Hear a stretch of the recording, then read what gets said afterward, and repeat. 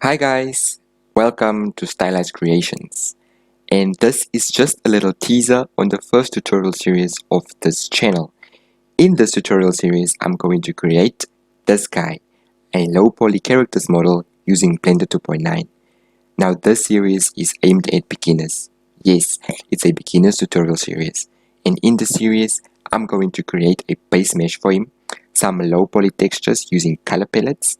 Also, I'm going to rig him, creating an armature with all of the necessary constraints, and I'm also going to animate him. Just a few animations, 3 or 4 maybe, because later on I'm going to export it to Unity, where I'll start with a Unity tutorial series on game development. So guys, thanks for watching this video. I really hope it interests you, and if you are interested, please feel free to hit that like and subscribe button. Also, feel free to drop a request in the comment section if you want me to add something to the character.